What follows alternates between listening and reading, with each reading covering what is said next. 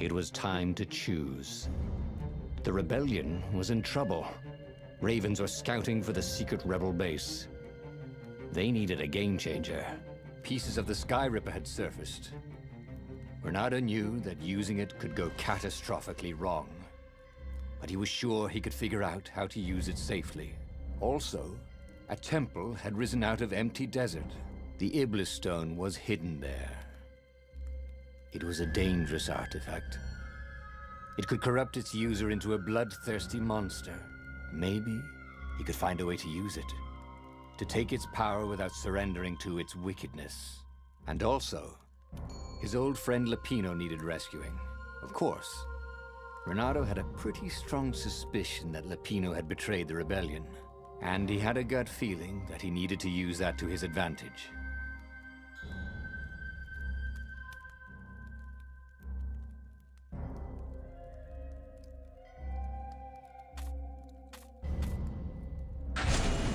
Every child knew about the Sky Ripper. The Transcendent Emperor had buried its pieces deep. And then, this Emperor's horrific sacrifices had brought it back to the surface. Reynardo wasn't exactly sure how to use the legendary weapon. But surely, there must be some way to do it without provoking another catastrophe. Had he, somehow, summoned the long-lost components of the legendary weapon out of the deep places of the Earth? It was more than Reynardo could fathom. But if he could find a legendary weapon, he would use it.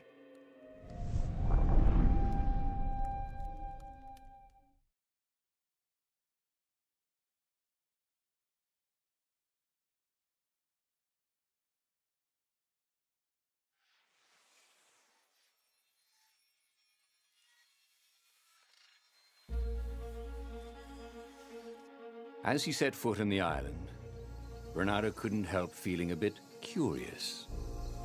Was Lupino still waiting to be rescued? No. He was probably drinking champagne with the ravens. Did ravens drink champagne?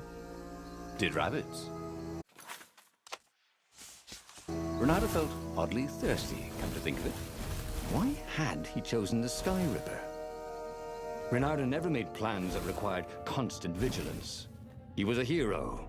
He didn't think too much. He just went with his gut and hoped it all worked out. The Sky Ripper was a long shot. He'd have to devote himself to it. No side journeys, no rescuing old friends. That was against his nature. Could he stick with it? Ha! Bet you never saw that coming.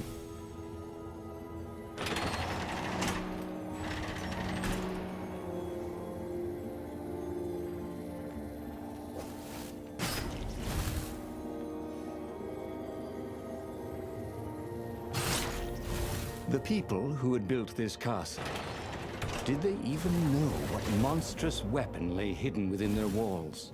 The Sky Ripper could destroy anything it touched, or so the legend said. As the Transcendent Emperor had fought the lost gods, thousands had died. But Reynardo had been through wars. The only merciful war was a short one.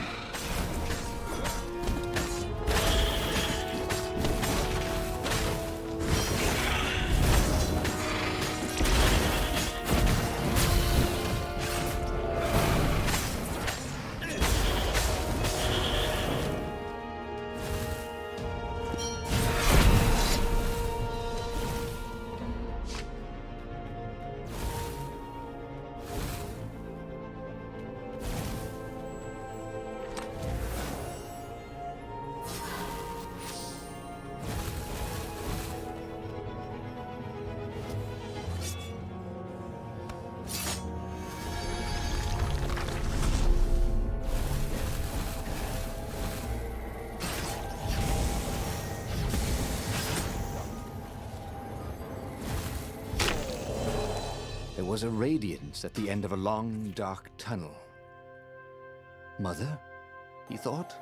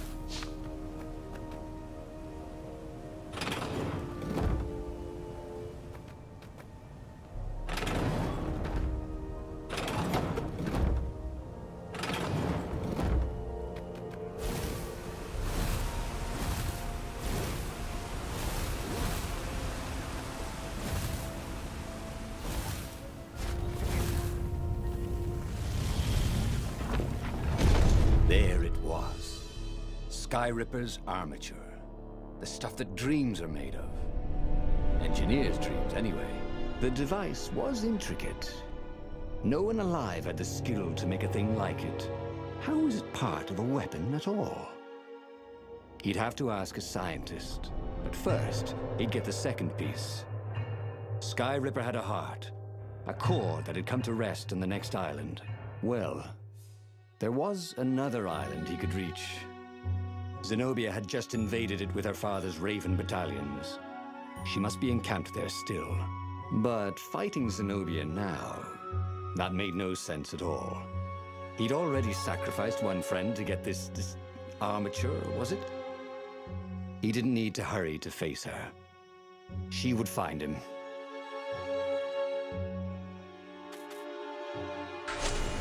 Reynardo asked himself why he changed course to confront Zenobia. He'd no idea. Sometimes he would just do things, and he could never figure out why he'd done them. Usually, they worked out. After all, he was a hero.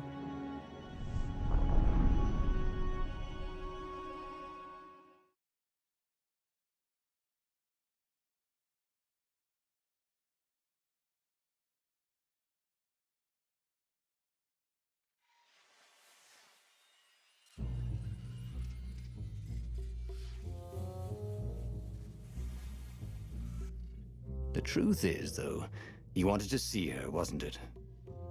It had been a dozen years since Swordfu School. He'd followed every rumor about her, every scrap of news. Not that he still loved her. After all, she was his enemy. No, it was solely because, know your enemy. All right, maybe he should stop pretending. He knew exactly how she felt about him. But their love affair always ended with a tragic death. Unless, maybe he could find a way to dodge tragedy. Surely he could, couldn't he?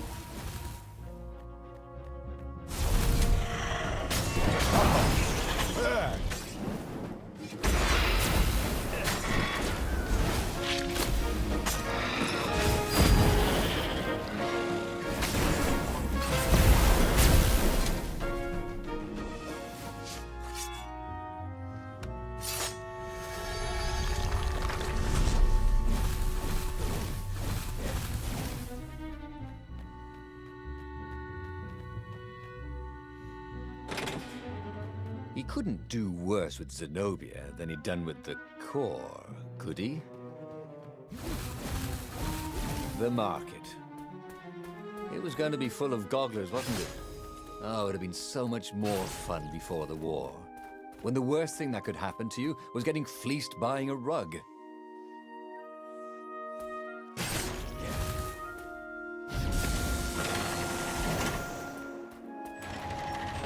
Reynardo wasn't entirely sure how he was going to capture Zenobia.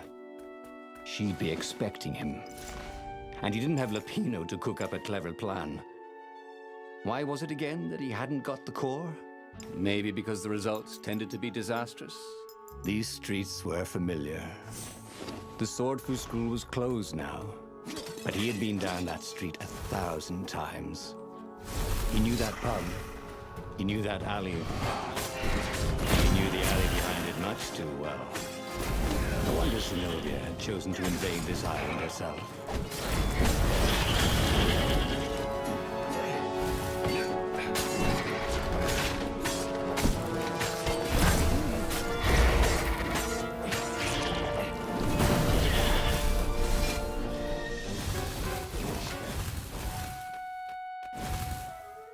Reynardo slinked through Zenobia's ship, making no sound at all. Where were her guards? Finally, he reached her bedroom. She was curled up on her bed. Oh, he'd forgotten how beautiful she was. How sleek, how soft. He tapped her on the shoulder with his sword. She vanished. And he suddenly noticed he couldn't move except his mouth. In fact, soon he couldn't keep his mouth shut. He told Zenobia everything. Sky Ripper, the Iblistone, even where the secret rebel base was, until he was hoarse. It was some kind of truth spell. A talky truth spell. She called her father by far-speaker Toad and filled His Majesty in. But why didn't he get the core? Croaked the far-speaker in something like His Majesty's croak. Because I missed you, darling. Reynardo grinned. He doesn't even know why. Frowned Zenobia. That makes no sense. It's a trap. Shouted the Emperor. I'll meet you at the outpost, and I'll bring my interrogators. If Reynardo came face to face with the Emperor, maybe he could assassinate him. But maybe it would be smarter and safer to turn Zenobia against her father.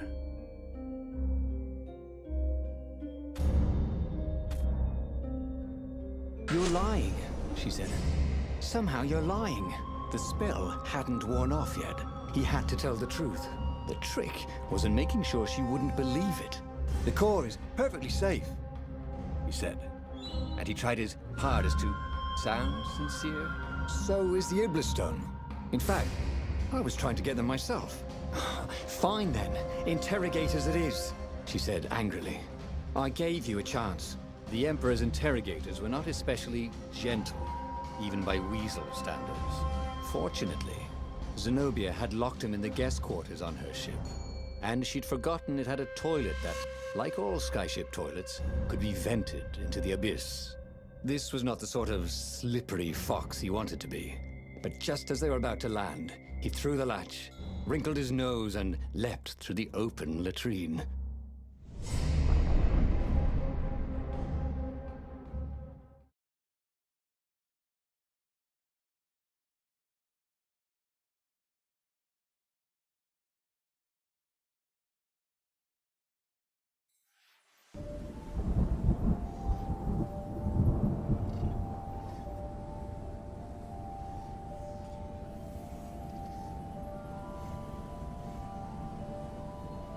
It was a short, safe landing. At least this part of the Nexus hadn't changed too much. Zenobia had been taking him to the Imperial outpost. She'd never expect him to go there by himself. Well, maybe she would. Never knew with her. Hey, with the new aerobics craze. Am I right?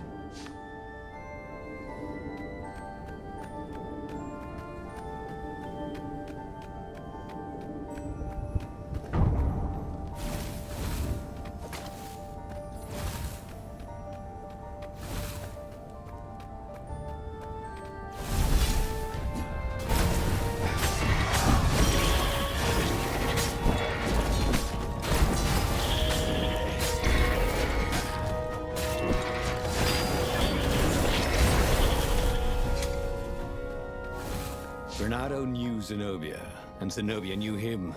She'd suspected a trick. Now he'd vanished. She would probably guess that was his plan all along. Perfect. Maybe she wouldn't use the Sky Ripper. At least not without taking it to the scientists at the observatory first. Meanwhile, the Emperor would be coming to the outpost personally. This could be good. It wasn't his fault. They looked so breakable.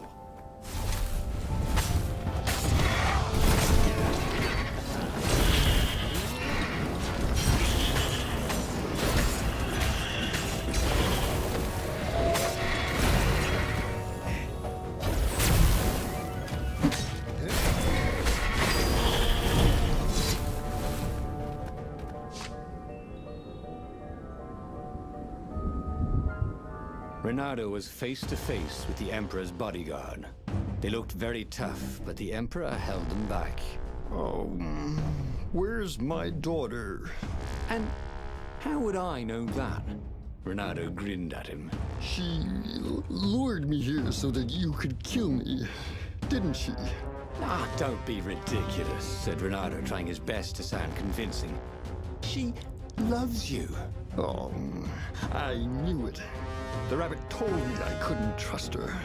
The Emperor hopped out the door. His phalanx of bodyguards retreated carefully. Reynardo heard someone call, "Arrest her!" as they left.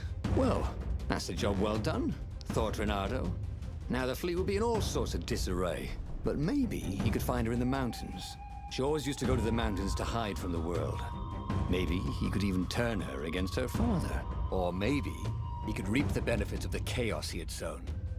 It was time to report to the Rebel Council, and then launch the attack on a divided and very confused Imperial fleet.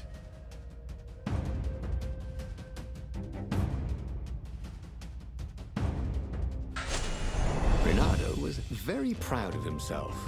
He told the Empire everything, but now they didn't believe anything, and it looked like the Emperor didn't trust his daughter anymore either.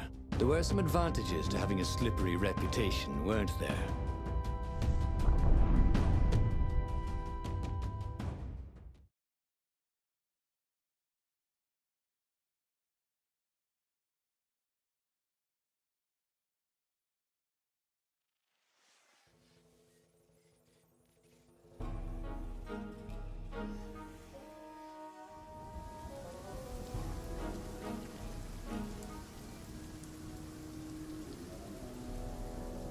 Reynardo wondered if he'd really fooled the Empire.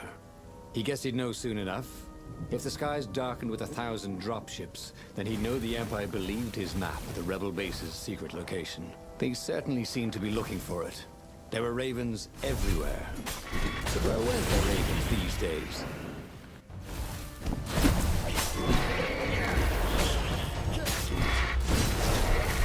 Reynardo wondered how much Hypatia had known about the book she protected. Enough to tell her son to protect it. Enough to tell Reynardo to protect her son. He let her down there.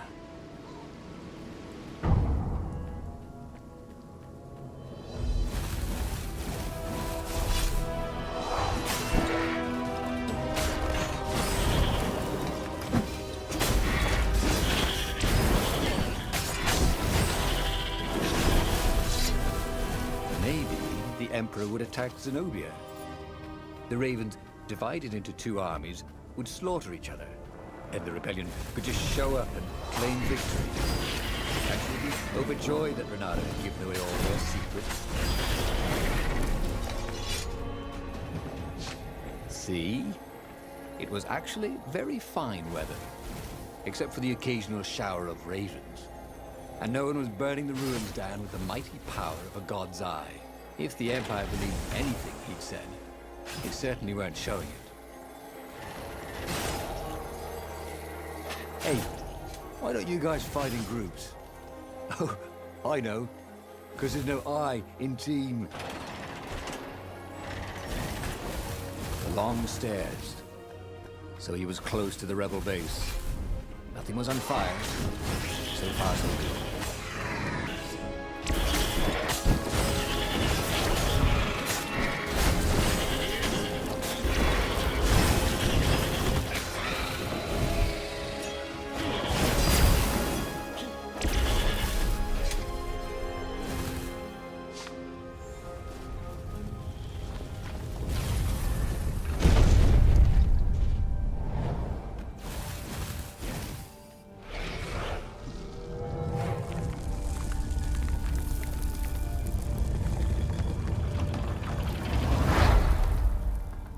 As he told his hilarious adventures to the Rebel Council, he began to realize they weren't laughing.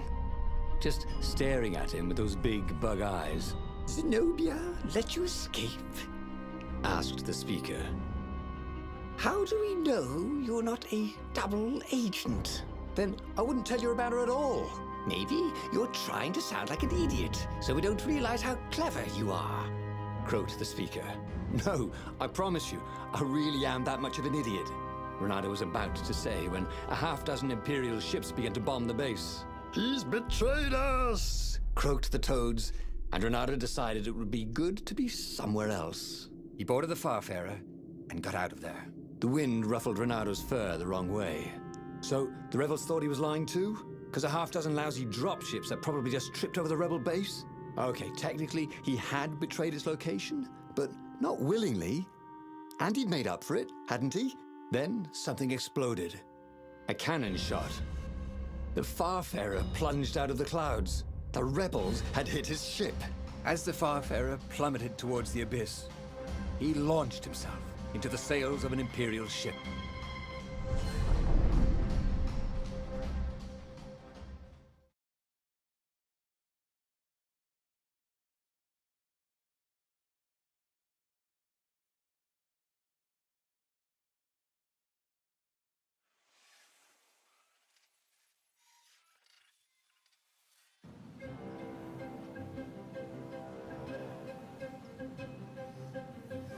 Farfarer was gone. It had been a beautiful ship. And fast. He could do the Kestrel run in 12 furlongs. Or so the salesman had told him. He would show them. He would be the hero of the final battle. They'd know whose side he was on then. That's what it meant to be a hero. To go on fighting, even when both sides were trying to kill you.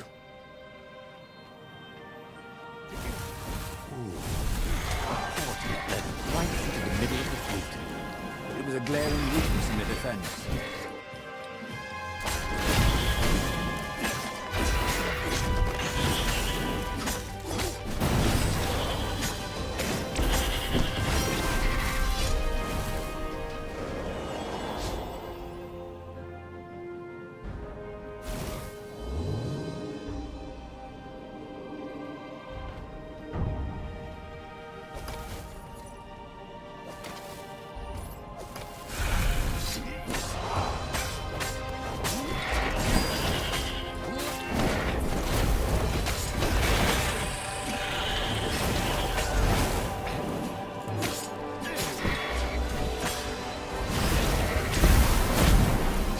Wondered if he could learn to cook this way. Probably not.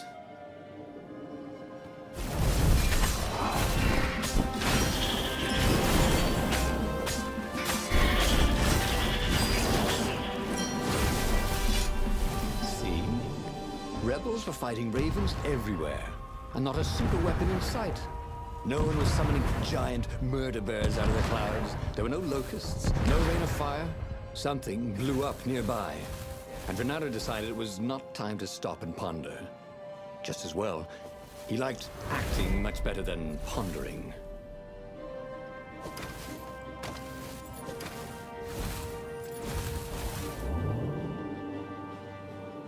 This was definitely better than pulling yourself up in a bucket.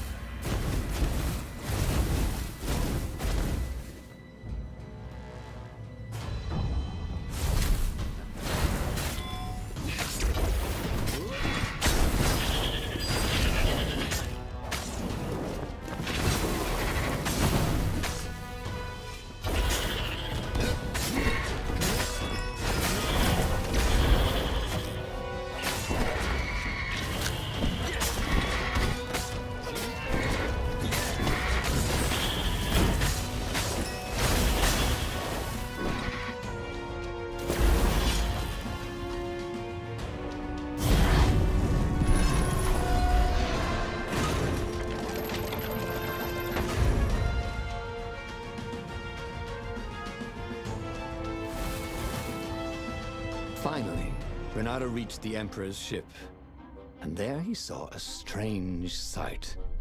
Zenobia being led in shackles by Lapino with a squad of ravens. What? Lapino was working with the ravens? Was he some sort of traitor? Of course Lapino was working with the ravens.